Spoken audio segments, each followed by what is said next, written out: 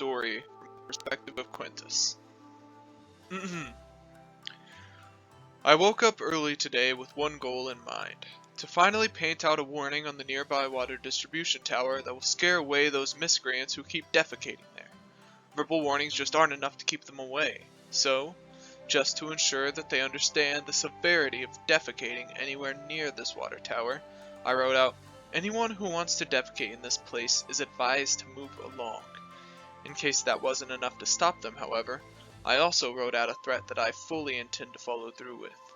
If you act contrary to this warning, you will have to pay a penalty. Children must pay a silver coin, slaves will be beaten on their behinds. And having completed this very important job of keeping the water clean in my part of Pompeii, I decided to reward myself with a walk through the Forum and a nice bath before the day really got started.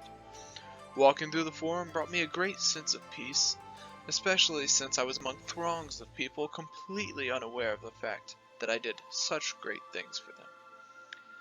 And for this peace, I made sure to send up thanks to our patron goddess, Venus. But I also made sure to acknowledge everyone else, especially since I was walking past the temples to Apollo and Jupiter on my way to the bath. Didn't want to anger someone and incur some divine wrath. Finally, I was just outside of the baths. The sun had only risen a few hours ago when suddenly there was a violent earthquake. The earthquake caused the shingles on roofs to clatter, various animals around the Forum to panic, and the people to hold on to anything that was fragile enough to break from the tremors. My first thought was to be worried about the piping that spread throughout the town, as well as how I would get a bath if there was an issue with it. This thought was soon dispelled, however, when everyone began to talk of, among the various damages caused by the earthquake, a fire on the distant Mount Vesuvius. At first I didn't quite understand. I thought, now why would an earthquake have set the mountain aflame? But when I saw the smoke billowing from the top of the mountain, it was the only explanation I could think of. Fortunately, before everyone could panic, a couple of officials came by and calmed things down.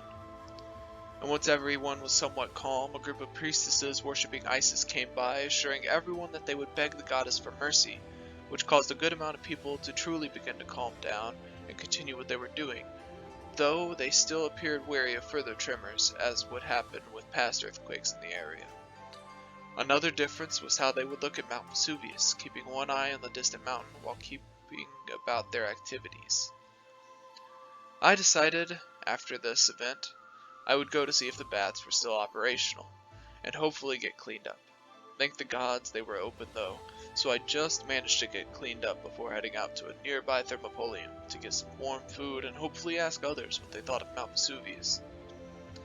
While I ate some bread at the thermopolium, I did just that and asked the owner about Mount Vesuvius. He seemed slightly concerned and mentioned something about old stories of the mountain catching fire, but generally he and everyone else I talked to were not worried in the slightest. At least not until after midday. I was just heading back to see if my message was effective, or if people continued to defecate near the water distribution tower, when another tremor hit, this one much stronger than the first. This time I was also paying attention to Vesuvius, and saw as it seemed to just explode, causing a large plume of smoke and debris to rise into the sky. I was both terrified and in awe of the spectacle. And just as I was beginning to wonder if the gods themselves were fighting on the mountain, it began to rain rocks. This is when I was convinced that we had somehow angered the gods. There was no Titanic battle, rather we were receiving divine punishment. So, instead of checking on my measly message, I figured it would be smart to hide and see if I could take shelter against the painful pumice falling from the sky. Heading towards my home was a painful and terrifying experience. People were running through the streets, animals were screaming, and the rocks falling down created a small roar as they drummed against flesh and stone alike. As for myself, I tried to use the lid that would typically cover a nearby well as protection against the falling rocks. I may have been obsessed with keeping our life-giving water clean, but that meant nothing right now. Not when the gods themselves might strike us down at any minute.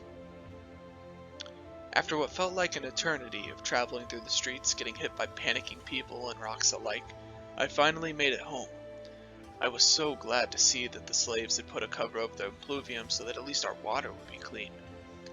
And it felt amazing to be inside and away from the tremors going on, though I could still feel them, and rocks were still falling at such a rate that they were beginning to pile up on top of the cover for the impluvium. When I saw this, I cursed the slaves and began ordering them to cover up the compluvium as well. Couldn't believe they forgot such a thing. Looking outside, I could see that Pompeii was in chaos. Rocks and ash were piling up everywhere, and, though it was only a few hours past midday, the sky was dark as night. Statues that had been around since before I was born were cracking and crumbling. This was no longer the Pompeii I knew, and the only thing I could do was hide inside of my house, cowering and praying to the gods for mercy. While praying for mercy, the ash had grown so dense in the air that I had trouble breathing. Soon I was even gasping for breath, trying to cover my mouth and nose with the clothes I was wearing. I thought about trying to go outside, but it looked even worse there. The ash and rocks were really piling down. Plus, the slave I ordered to cover the compluvium seemed to have run off. I could see that the level of rock and ash was enough just to come below my knee, and as I made this observation, a large cracking sound happened above my head. At first, I was confused and somewhat panicked, as this was quite different from the sound of rocks that had become the norm. But as the ceiling collapsed on top of me, I realized I was right to be panicked, and I died under that pile of rocks, ash, and pumice. I should have just run for it.